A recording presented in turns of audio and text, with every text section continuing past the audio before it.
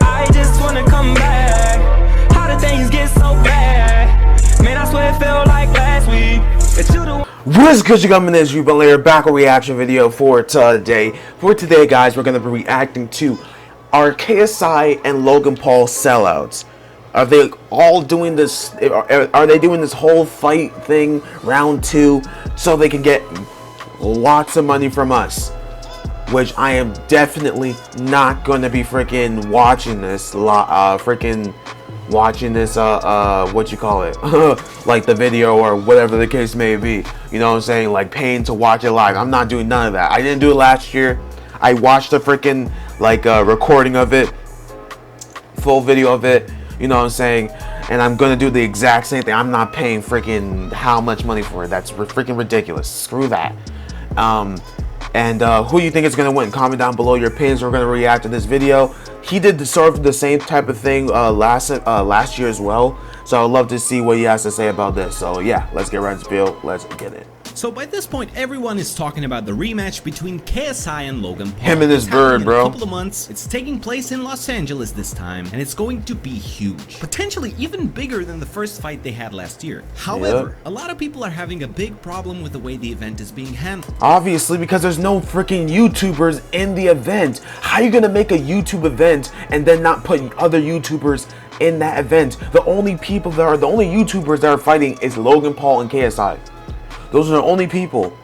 And apparently Jake Paul might be versing freaking FouseyTube, but they have to sign up as pros to even go in that event. Other than that, they're not freaking fighting. There's no other YouTube. I thought freaking what's his name? Other people were gonna be shoot, I forgot the other people, but Raka and all those other people. I thought there would be other people in this. What the frick is going on here?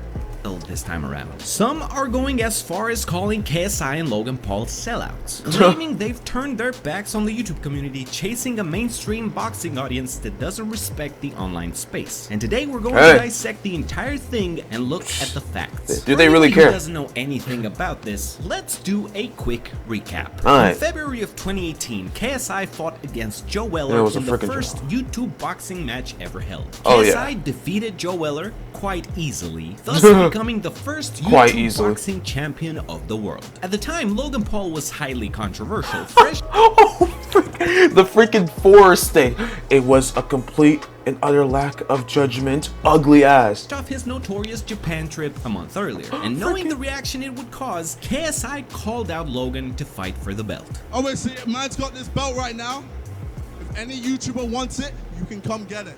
Logan Paul, bring it. After some dodging and milking the situation for content, Logan accepted the challenge, and the date was set for August 25th, 2018. This was a very smart move. This is when KSI used to be ripped, and now he's freaking bulking. Both for Logan as well as KSI. Arguably two of the most relevant YouTubers at that time, one from the US, another one from the UK, got together in the ring, mixing audiences from both countries, bringing a fresh wind of interest towards the sport of boxing, and let's face it, revolutionizing the online world. And despite the headlining match ending in a very anticlimactic draw, the entire 4-hour event was a phenomenon.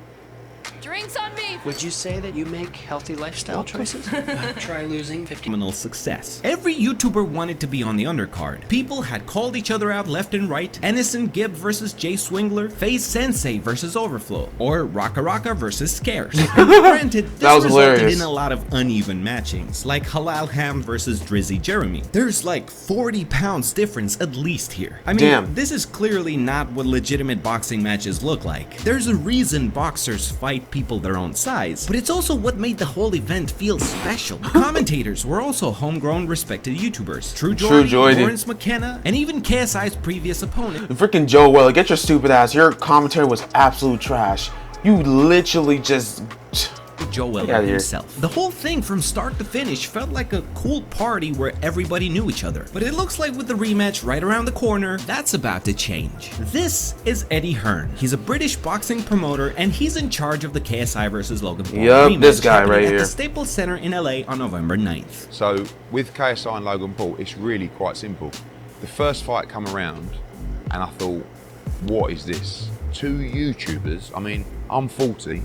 Like, who are these YouTubers? So you do your research, you find out they're not just YouTubers, they have possibly the biggest following of any sports stars, rock stars, everything. They hire out the Manchester Arena. I'll start laughing. How embarrassing is this going to be for these guys? 20,000 sold out. Dumbass. We had a show the same night. I think we was in the Copper Box. I think we had 5,000. Then I watched press conferences. I saw thousands of people turning up to the press conferences. I saw York Hall having to shut down because they couldn't fit any more people in for the London press conference. Then it's on pay-per-view. This fool was salty. This fool was salty and was like, I want a piece of that. Now, let's change everything about the YouTuber boxing event and make it just one YouTuber, but actually put real boxers involved. That pay-per-view, what's this? It's going to be a disaster. Does 1.3 million pay-per-view buys. And you know what? The fight was pretty good. Two guys in great shape who had trained hard for this fight. The digital world, the social world stopped and watched this event. And I just couldn't ignore it. They came to me after the fight and said, we want you to do the rematch. I've been thinking about it for months and months and months, and meetings and meetings. So there were a few simple rules that I wanted to get in place. Number one, this isn't a novelty event. You want to do this, you do this properly. You turn professional, you follow the code of everybody else. Get those head guards off. You want to fight, this is a real fight. And we're down to 10-ounce gloves, because now, you know, you enter the danger zone of professional boxing. Not a gimmick of two guys on YouTube in head guards with big gloves. No, this is a real fight. So up till here, I'm liking everything this guy is saying. Here he is, some gatekeeper from the offline world. He knows his stuff. He wants to make it. I get it. Having an open mind to take a closer look at the YouTube space and be smart enough to see the opportunity that is right there in front of him. Okay. What I don't like is the stank that he puts on the word YouTube. Honestly. YouTubers. And this is YouTubers. These YouTubers have more quality. These YouTubers made a bigger event than you with your freaking 8,000 freaking event. Frick out of here, YouTube. Like, frick out of here, bro. Like, get out of here. Acting like you're disrespecting us. something for I real. was talking about in my videos last year. The mainstream world still doesn't respect us as a platform. They don't they never respected us, but we have more juice than them. That's hilarious. They don't see us as legitimate players in entertainment, That's despite hilarious. us bringing in numbers that far outweigh the old media. And as Facts. the interview goes on, he reveals the big thing that has since sparked a lot of controversy in the community. On the undercard, we want World Championship Boxing. We don't want other YouTubers and celebrities. No, this is a chance Other for YouTubers, boxing to bring in new fans. And the other YouTubers, we don't want none of those YouTubers. We don't want none of them. We don't want none. No more YouTubers. No more. Only one YouTuber only. Those are only the only YouTubers that we need. No more YouTubers. we're going to bring them in. We need to show them the greatness of our sport. In other words, what he's saying is he wants to use the clout that Logan Paul and KSI are For bringing his to own the gain. event and put a bunch of regular boxers on the undercard to trick the KSI and Logan fans into watching the boxers who don't normally pull in that many views on their own. Stupid. And I get it. I see why this guy thinks he's making a smart move. But at the same time, it's not goes gonna against work. the very essence of what made the first match so enjoyable. It's not on gonna August work. 25th, 2018, Manchester Arena had sold out 21,000 seats. Over 1 million people had bought the pay-per-view to watch my at home, and God. 1 million more watched illegally on a pirated Twitch stream. All this hype was generated because of the YouTubers involved in the event, from Logan Paul and KSI all the way down the undercard. Viewers were emotionally invested in watching their favorite YouTubers fight. So pulling a fast one on the loyal audience of these guys and bringing in a bunch of practical strangers will significantly diminish the interest of the viewers, who might as well just skip the undercard and just watch the main event. At the same time, there will be legitimate boxing fans who will be going to this event to see people like Billy Joe Saunders, a world boxing champion who will reportedly fight on the undercard. And I think it's equally weird for them to see a world champion fight as an opening act for two YouTubers. It's like forcing a 12-year-old girl who's in the low gang to sit next to a 40-year-old man with a beer belly who came for Saunders and expect them to have the same enjoyment out of this event. It's at the very least weird. Keemstar is one of the people who were very vocal on Twitter about this change, saying, according to Eddie Hearn, there will be be no YouTubers on the Logan Paul versus KSI undercard. Only pros. This is not right. Why should we promote and support you if you don't put any of our guys in the ring? He then goes on to say, almost everyone that watches KSI and Logan won't stick around to watch pro boxers in the future unless there is more of a merger. You need to put more YouTubers on the undercard. There should be like 3 pro fights and 3 YouTuber fights. And I gotta say, I agree with Keemstar. Keemstar knows, bro. He knows what he's talking about. Like, he could be an asshole sometimes, or he can be like weird, but like when Keemstar knows his stuff, when it comes to business, he knows his stuff, bro. You gotta respect him when it comes to business. You need to put at least 3 freaking real pros and 3 freaking YouTubers, bro. I am not gonna be watching these freaking pro boxers. Respect to them because they seem really like good and like, you know, champion, like even that champ. I don't really know who he is, but like I'm only there to see KSI and Logan Paul. I'm sorry, I'm not seeing your dumb ass. I don't care. At the end of the day, no one's gonna be talking about these pro fighters. Everyone's gonna be talking about Logan Paul and KSI and who won. Am I right or am I right?